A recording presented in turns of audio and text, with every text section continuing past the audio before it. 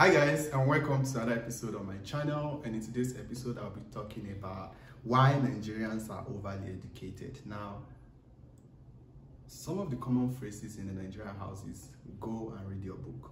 Have you read your book today? Your lesson teacher will be here in any minute. Stuff like that. Any Nigerian child can relate to those phrases. But the question is, why do Nigerians spend so much of their time studying? Like, if you speak to anybody in this part of the world, especially in the US, people that I've met, they will tell you something like, oh, Nigerians are like always in school all the time. They have several degrees and thousands of degrees and all of that. As a matter of fact, myself, I noticed that when I got here a couple of years ago, I noticed that people are always like in school. Even Nigerians, my friends that I met here, they're always getting one degree or the other. You see people having like masters in this, masters in that, PhD in this, PhD in that. Now, why are Nigerians overly educated?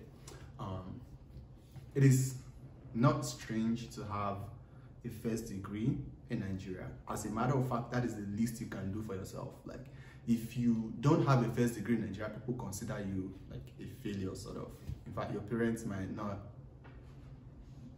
reckon with your existence in life, right? Because by default, they want you to either be a doctor, a lawyer, or whatever. Anything, it's basically doctor, lawyer, engineer sometimes, and others, right? So if you're not a doctor or a lawyer or an engineer, you don't exist to them. Now, some of the things that I will share in this video, they are very peculiar to Nigeria, but in the real sense of it, if you speak to other people that are from like other countries in Africa, they can relate to some of it as well. So the first thing is this. For you to understand, I have like some highlights of the things that I want to talk about on my phone, so that way I wouldn't go off points. But the first thing that I'd like to talk about is to give you a background on the Nigerian education system. Now, the thing with Nigerian education system is we have nursery school / primary school, which is basically where nursery school is where your parents put you because they want to go to work. It's not because you're really learning anything there. You just stay in nursery school. Nursery 1, nursery 2, nursery 3, I don't know where it ends. But from nursery school, you go to primary school, and then you spend 6 years in primary school. From primary school, you go to secondary school, where you spend another 6 years in secondary school. And then you take a national exam after that, and you take a national exam, probably like a West African Exam Council, WAEC, or National Exam Council, something like that, NECO. It's like GCE in the UK, and it's like SAT in America. So you take an exam like that, and then you apply to higher institutions, you get into school, into like colleges, you can get into the university, you can get into a polytechnic, you can get into a college of education, either of those three. You get into those schools, depending on your course of study, you spend another 4 or 5 years getting a degree. Now, this is the point. Before you get through all of that, your African parents, Nigerian parents generally invest so much money in making sure that you have the best of the best education from your primary school through your secondary school. They get extra class lesson, like you literally go to, in primary school, my case for example, I go to school from 8 a.m. to 4 p.m. during the day, and then I get home from school by 4 p.m.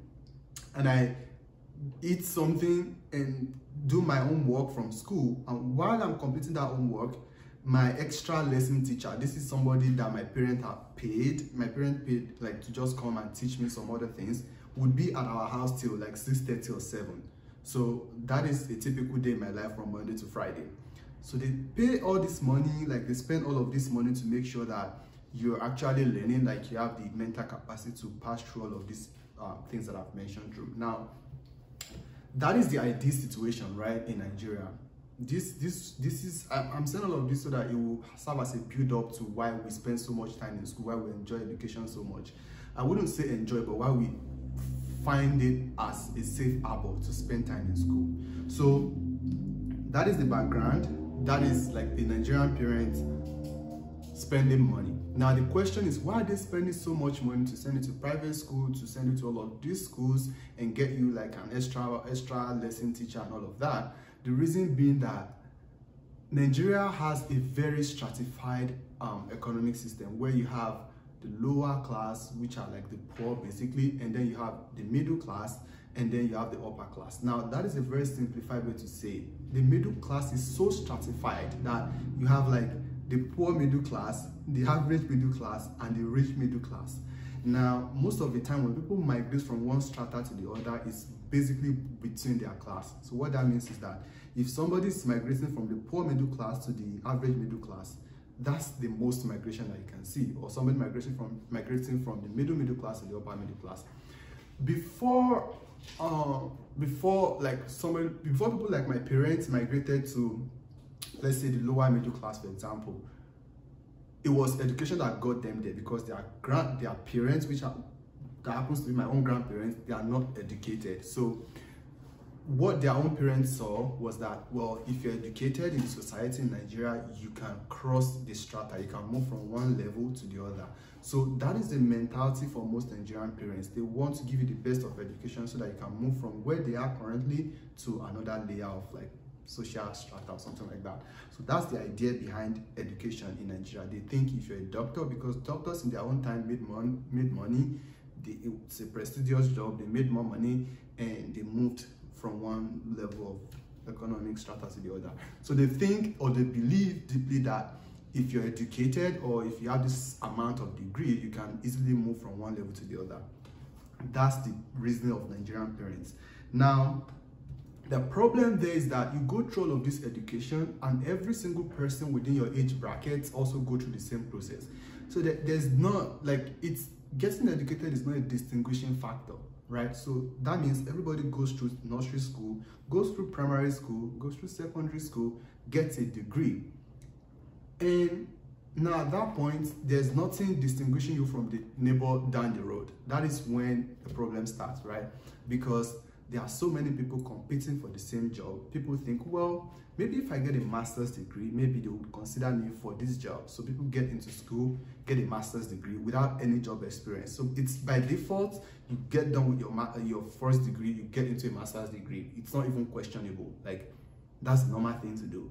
Now, the sad thing is that when you're done with that master's degree, you also realize that a ton of people also have master's degree and there's still no job, or they're not getting employed. So that's the problem.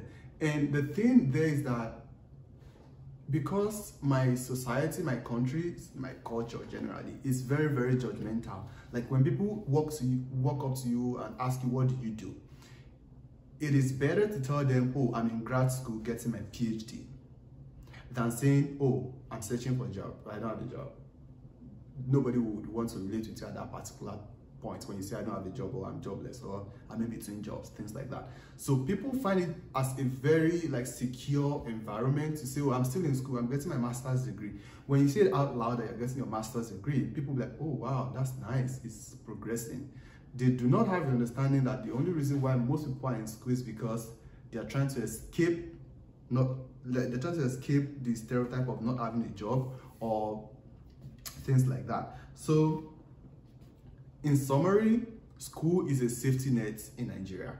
Now, that is Nigeria. What happens when people move down here? I can't remember where I read this, but there's this information, like I think it's like some data about higher education in Nigeria. Like Nigeria happens to be one of the most educated immigrants in the US. If I can find the link to that article, I'll put it in the description. That Nigeria happens to be one of the most educated immigrants in the United States. Now the question is, we understand that the situation in Nigeria is bad, right? And the reason why people get multiple degrees and get master's degree and PhDs because they cannot find a job, and school happens to be like a safety net for people in Nigeria. But the case in the US is different, because here you still have a better chance of getting a job. I mean, if you know what you're doing, if you try and set yourself up properly, you should be able to get a job even after your first degree. Now, the problem is not because of the system in the US. The problem is because we have parents with the same mentality in the US. So immigrant parents will say, you need to be a doctor in America because doctors make a lot of money. You need to be a lawyer in America because lawyers make a lot of money. You need to get a master's degree because the the family friend's son has a master's degree somewhere. You need to get a PhD because their friend's daughter has a PhD.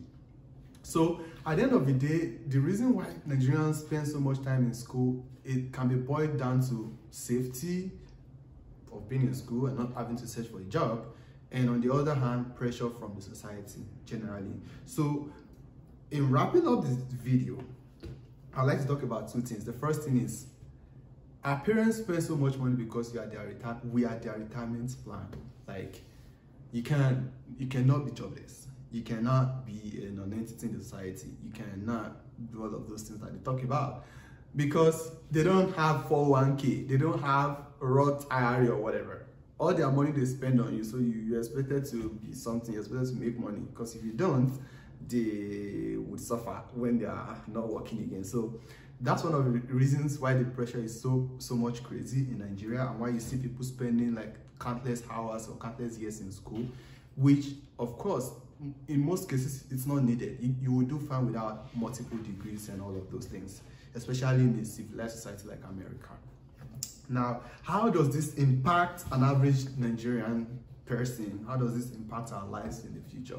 It basically turns into like a cycle where you are raised by parents that placed ultimate priority on education, and by default you're thinking the same thing would happen with you, the same thing will happen to your children, like they must get a PhD. I mean, if I have a master's degree, I don't expect my child to not have at least a PhD, you know, things like that. So it's like that.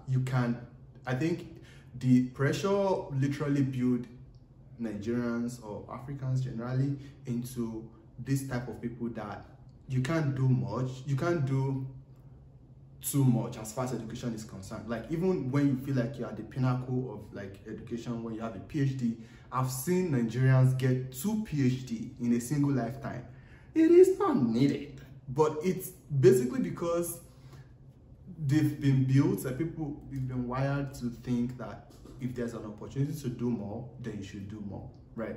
So if you're always wondering why Nigerians are always in school, or why it seems like people from Nigeria are like super smart in quotes and all of that, it is because the society and pressure from parents is very strong. And if you're not from that part of the world, it is very difficult to explain how this pressure impacts your thinking as a person, how you end up like just being in school for no reason, right? Now, if you enjoyed this video, do not forget to hit the like button. Generally, I've decided to talk more about things that I find interesting, not necessarily about like visas and things like that. I've decided to talk about things that I find interesting, and I have a bunch of interesting topics that I would be talking about in a couple of weeks. So hit the subscribe button if you are not a subscriber yet, and hit the like button and drop a comment, especially if you have a Nigerian friend, or if you're a Nigerian and you're pursuing a graduate school, drop a comment as to why you're still in school. Or if you have a Nigerian friend, drop a comment about your perspective on how much time they spend getting education. And I'll see you in the next video. Peace out.